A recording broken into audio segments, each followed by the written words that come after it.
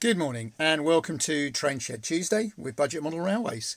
And this week we're going to talk about a little bit about this Japanese layout, exhibition layout, a little bit about a good exhibition I saw at the weekend, a big important thing that I've managed to do all about what is this bench, which is going to be a big layout. I've got a new challenge. Budget Model Railways Challenge. This will be the first place you'll hear details of it. An announcement from Hornby that I'm really excited about, and that's not something you'll hear me say very often. A layout that you've not seen before, and a special guest appearance, and a little bit of shopping. So a lot to keep with us for this week. So where should we start? Well, let's start with the Japanese layout quickly. So big thank you to Matthew at Something for printing that for me. So this is the name of the layout. I'm not going to attempt to pronounce it. If anybody's good at Japanese and would like to tell me what phonetically how to say it, that would be great. What that means is Potter Station. Potter being my surname. So in Japanese, the first word there means pottery, and KA means expert, specialist. So pottery specialist is a potter. If it said carpentry specialist, it's a carpenter. And Hikyo is a small station. I think I mentioned this last time, but that's the sign anyway that Matthew's done for me in mock Japanese script. And have a go at shunting, because obviously with the controls here, and I was shunting the other night, that's the idea of that. Now, I did say an announcement from Hornby, so it's all a little bit jointed this. So I did a bit of shopping at Kernel, and I'll come back to that in a minute. But while I was talking to the guys, I mentioned TT, and they mentioned this. So this is TT1005M from Hornby. It's not going to be available until the end of the year, allegedly October, November, which could mean potentially beginning of 2006. But I expect Hornby are wanting to get it in time for the Christmas rush. But why am I excited about this? Well, firstly, a few of you will know that I do rate TT. I think a lot of what Hornby have done so far hasn't been great. I think it was the wrong models. I think there's a pricing issue. I think they've got a load of big locos. However, as a scale, I think TT's spot on. Now, I get on with N-gauge shunting, but not a lot of people do. Tinkering around with my double O layout the other day. Double O is pretty big for getting shunting in a small space. I can't do TT because for me personally it's too big an investment. 150 quid for the loco, 20 quid for each wagon, yada yada yada. And then this comes along, and this is going to be a TT starter set, and you're going to get a great little 040, two wagons, an oval of track, a controller. It looks like you're going to get a point and some straights, but I'm trying to get that confirmed by Hornby. But it looks like for £100 you're going to get all that. Now, in fact, this is already being discounted. So Jadlam, for instance, have got it at 90, no postage, pre-booked. A couple of places have got it at 90, £3 or £4 postage. So it's already coming down. But this intrigues me. You know, a nice little locomotive, two wagons, circular track, a controller. I'm not a big fan of the Hornby controllers, but it's a controller. For that sort of money, that's a really great way to get into TT. Now, there's some issues. The controller new is 40 odd quid, which makes you wonder then how this is so cheap. I don't quite get a lot of the pricing. If the component parts are over £200, how can you afford to sell it at 100? Suggests the margins might be quite generous. The economy of scale isn't just that it's all in one packaging. That doesn't quite work for that. But I'm not going to have a big rant about pricing now, because I still think at £90, this is going to be a good way into TT. Now, I would adapt it and make a shunting layout. I still think some of the peripheral stuff's expensive, but this I'm going to be interested in. So I'm going to hang on for a little while and see what happens to the price. But a bit nearer the time, perhaps the end of the year, you might see Budget Model Railways doing TT. I don't know. The loco might come. It might be a poor runner. Might not run on points. I'm not sure how the couplings work. But as a way into TT, I think this is fair play to Hornby.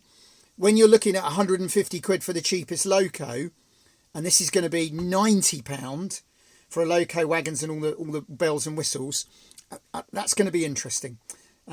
They're also doing a 00 040 at £40, which I've been saying for years. I don't understand why they didn't. The strange thing is it's going to be a new tooling, which doesn't really then explain why the old toolings are going to be 60 quid. They must have paid for themselves decades ago, and all the costs of the new tooling you think would be more expensive. But hey, full credit to Hornby, they're going to do an 040 for 40 quid. So I'm quite looking forward to seeing one of those. So I mentioned I was at Kerno, went to pick Doug up from uni to bring him home. And so I went nipped in Kerno. These are going to be for a project I'm going to show you in a minute. That's going to be for a project I'm going to show you in a minute. And that's only £3.95 instead of 12 quid. So that was a good bargain. I got myself a little tractor because I like my vehicles, and that's also going to be for the layout I'm building, and I'll show you in a minute. Oh, another bit of rod there to do wiring tube, again for the project I'm doing in a minute. A back scene to go on my 00. This is my favourite back scene, Ross on Y. The trouble is with buying back scenes online, you pay half as much for the postage as you do for the back scene. So I got that while I was there, and in there is a sky back scene, also again for the next little project. So what is this next little project, I hear you say? Please, Mike, what is this next little project? Right. So I saw online somebody doing one of these challenges. And the challenge was that you bought one of these pre-built baseboards and then you make a layout on it. And the pre-built baseboard is 26 quid plus postage. Right. This came from Wix. It's a floating shelf. You know I love floating shelves. It's come from a company called Shelf Depot. They're available all over. Now this is a 60 centimetre by 23.5 centimetre shelf. So that's 2 foot by, I don't know. I'll have to get my ruler out. Let's call it 9 inches. 2 foot by 9 inch shelf. Nothing wrong with that as a baseboard. It's as good as any of the plywood ones. Grand total of £13. So half the cost of buying a plywood pre-built baseboard.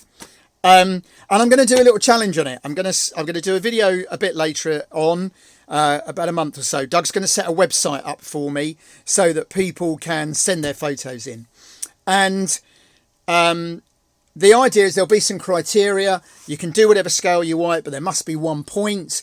Fiddle yard mustn't be longer than this, and yada yada yada. But I'll come up with some criteria, and there won't be a prize. It'll just be an opportunity to get people perhaps hopefully making a layout. Now I spent a couple of evenings on AnyRail, the free designing software that is wonderful if you've never used it. And I went away from that because I went to the exhibition on Saturday. So I'm going to put this down so you don't get camera shake while I'm talking a bit. I'll let you see the paddy fields. That's restful, isn't it? So I went to the really good Ashford show, and there were 2 layouts there that were very important. And one was a very simple layout, a 00, just a point and shunting. And I'm really getting into these simple layouts. Let the trains breathe. Don't clutter it.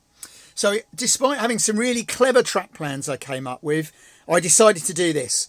A simple tuning fork. Not going to run a point here because the straighter they are, the more wagons you can get in.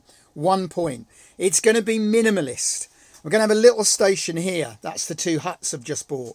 Little goods shed there. That's the goods station I've just bought. And that's it. That's it. Just some low mounds, some grass, a couple of trees to hide the entrance. But a real sense of space, there was even an O gauge layout there which had managed to pull it off. So it's a real sense of space. It's just going to be a sky back scene. Now, I wanted to put a little controller in the front here, and I'm getting into these flat controllers. Left and right there, and this. So Doug sat last night for me and designed this, which is a flat box. Put the power out the side, because when it goes that way, it interferes with the track. So this is going to have a low hill over it, and I've still got an integral controller then. Now, while we're talking 3D, few people have noticed that we've stopped selling 3D. The reason for that is it's just really got too complicated for us. Doug's at uni. He's about to do a placement year. We do quite well out of it. We're just running out of the time to do it. So it's done very well for us. A lot of people have had some fun with it. So you will see on the website, unfortunately, we have drawn a line now on the 3D printing. Although I'm obviously going to continue to do a few bits for myself. Right, so I mentioned this really great layout. So there was a really great layout there, an Engage layout, a nice young lad. Sorry, I don't remember the name of the layout. I'll give a shout out next time. And I think it might have been his grandparents with him. And it was a really clever layout, and it was a Cyril Freezer, that name again, track plan. but it means I now know what I'm going to do with this. So this big bench, as some of you know, is actually supposed to be a layout, but I haven't got on with it because I haven't got a track plan. And they had got this really brilliant track plan. So theirs was only about half this size, but down this end they had a terminus station, 2 or 3 tracks. Because of the length, you can then have this sort of shunting arrangement in the front. And I realised that what I can do is run a weavy loop. It doesn't have to be a straight line. I can have a goods yard. I can have a big terminus station, 3-track terminus station to put my EMUs on. And then I can keep, because of Kato being tighter, I can hide one of the loops which will go back round the back. So on the lower level, I can have what I want. And then on the upper level, I can just have one line running around. Now, I don't like double line layouts for a number of reasons. But what they'd done, which was really clever, they'd taken it across the middle. So it doesn't look like 2 lines. I can have 2 independent loops, 2 trains running. I can shunt. I can run trains around the bottom loop. So I've got a track plan now. I've just got to start designing it. So that's really important for me. That means I now can get on with that. So I've also got this layout. Obviously the Japanese one's done. The 00 I'm working on. O gauge there. So I've got plenty to keep me busy. I do have a bit of a scattergun approach. I'm not. I did the tidy bit. I might well be on a spectrum somewhere. I don't focus on something for very long. I get motivated and interested and a bit carried away and inspired by an idea. The idea of this shed is really that I can do that. I really want to get this track done. I can do that. I'm really enjoying doing the O. I want to make some buildings for O. I like my 00. But instead of having to concentrate on one layout for months and months and months, I can flit around and do whatever I'm in the mood of that evening. And I think that's one of the problems with a really big layout, especially if you're going to ballast it. You've got to spend a huge chunk of time at the beginning laying and ballasting track, whether you want to do it or not. And sometimes the hobby should be about doing what you enjoy, being able to come in and do what you want to do that evening.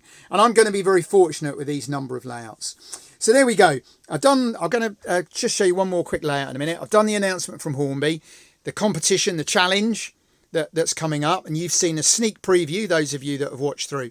So let's just come through here. So this is a layout you've not seen before. So this runs around Doug's cabin. A little N-gauge one. That's a laser cut and 3D bridge that he did. And we've got some scenery there. And that's a, what make is that, Doug?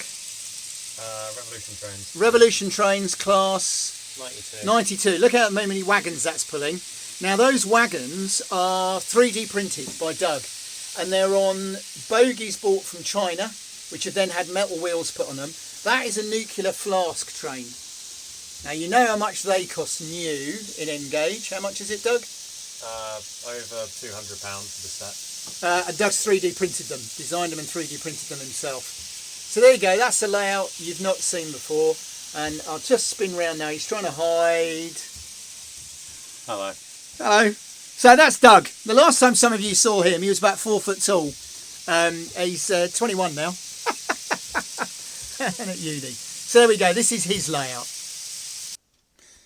So I'll just finish up with that one. So that was a special guest appearance of Doug. That's a little layout you've not seen before, which is that runs around Doug's cabin. And it also makes a really good test layout for when I want to run N-gauge stuff. Oh, I will show you one N-gauge thing though. I'm not going to pause this because I'll probably lose the camera. So this is a lovely little Japanese tender loco I got cheaply a long while ago. And I was running it the other evening and the wheel fell off the pony truck and I've got no chance of finding it. So we've got to see what we can do. They're not available anymore because it's an old loco. So I've got to see if we can bodge one off something else. If anybody's got any ideas, it's a old Kato C50 locomotive. Needs a front pony truck, if anybody's got any ideas. So there we go. Quite a lot to rabbit through tonight. Interesting times. Really enthusiastic about my challenge layout. Looking forward to cracking on with that. I'm looking forward actually to doing the 00 and the O as I get time. Really excited about the TT. But we have got this big build. The back of the house has been demolished. Concrete has been laid. We do have power back in the shed. The more observant of you and the ones that you've watched this before will know that was a concern. So we do have power back in the cabin for a while, which means that I can get on with a bit more modelling. So hopefully next time a bit more modelling progress. At the moment it's been planning progress. Thank you for the really nice comments about Train Shed Tuesdays. We've got a okay following actually, a few thousand people that enjoy watching it. If you've got this far, I would just ask, spread the word. If you're enjoying what we're doing, whatever your own social media is, whoever it is you know, what your own social circles are, clubs or whatever, please spread the word a little bit that there's this fun thing on Tuesday, some old fool rattling on about model railways and occasionally tea and history and all sorts of weird stuff. Let's see if we can get a bit of a following for these. But as always, thank you very much for those of you that have been watching me so far and enjoying the longer videos. And hopefully next week I can get back to doing some I've done this on the model railway front as well. Thank you for your time. Look forward to speaking to you again.